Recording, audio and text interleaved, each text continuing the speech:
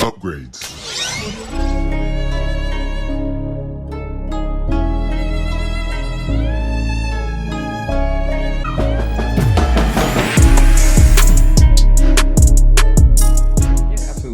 My name is Samuel Leggett with JVS Media Productions. Hey, how you doing, Chad? Good, Samuel. How's things?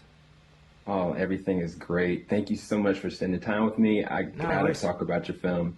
This is one of the most insane action rides that I've seen, not just this year, but honestly ever attempted. That's good. So thank you so much for your service with this. Pretty nutty.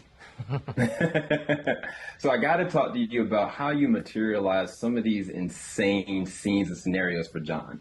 The biggest thing about it is I know you already got like a true eye for the stunt aspect of it and your process, but I want to know kind of specifically how you approach some of these scenes because honestly, the overhead shotgun scene, I've never seen anything like that. Only in a video game ever attempted something like that from a live action standpoint. But then when you went with the approach of like the Japanese fight scenes, it's so dangerous, so many different ins and outs. What is your methodology for the process of how you work with these beginning?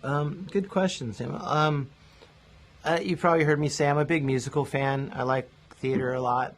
I'm fascinated. Like I remember watching early Spielberg movies, and I love blocking. I mean, for people like how to arrange the characters on set, how to move the camera to relation to what the actors do, rather than just get coverage where you shoot a wide, you shoot over. I like movement. I like seeing what the actors do. I like spatial awareness. Something I didn't know till I got into directing, and then we got into martial art choreography. I've spent probably over almost 30 years doing martial art choreography, and a lot of that is like dance choreography or live musicals.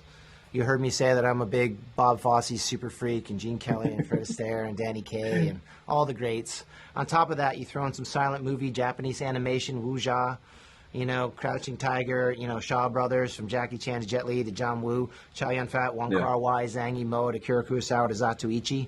Like, that's a weird mix.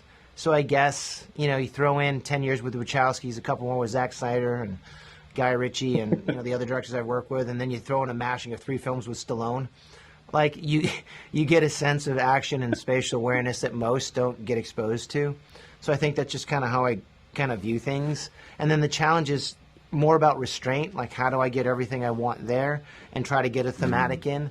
When you do one action sequence, it's you're trying to do your best work. When you're doing 14 of them in one film, you need differentiation, you need a rhythm, you need a pace. It's like music. You don't want to play the same song so many times. So we have our slow song, we have our fast song, we have the one you can dance to and the one that you keep humming afterwards. The top shot is one of those ones hopefully you can keep humming about afterwards. I'm fascinated by perspective and, what's that digital. I love watching ballet sometimes. I get lost in it. I remember seeing an old performance of the Russian ballet that was shot top-wise, and to see the pirouettes and the actual formation of the dance troops doing their thing fascinated me. That's always stayed with me. So yeah, between that and modern-day video games and Japanese animation, it just seemed like a natural progression to try and make a Top Shot interesting instead of just as an excuse to hide a stunt double. I think that was the main motivation.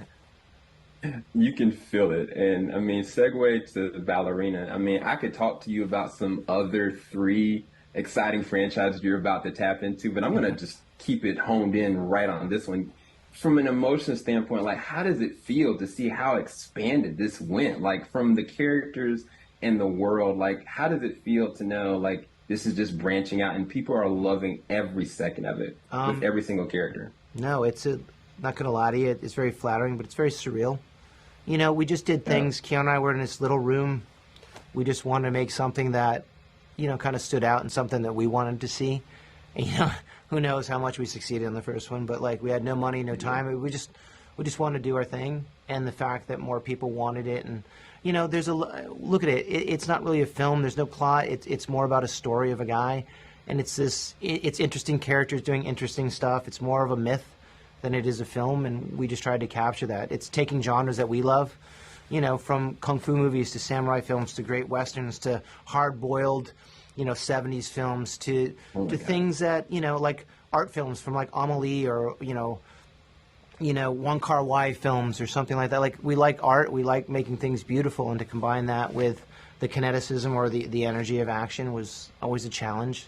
I don't know, we're just a bunch fucking really geeky guys trying to make stuff that we thought was cool. I don't know. Sometimes it works out. Sometimes it's ridiculous. I don't know. I mean, you've touched this world, but for this geeky guy's heart, you definitely touched me. So I appreciate it. And thank you so much for talking with me, Chad. That's nice of you to say, man. Thank you so much. All right, thank you. Filing out the top of the I can see the skyline, 50 mile radius on my timeline.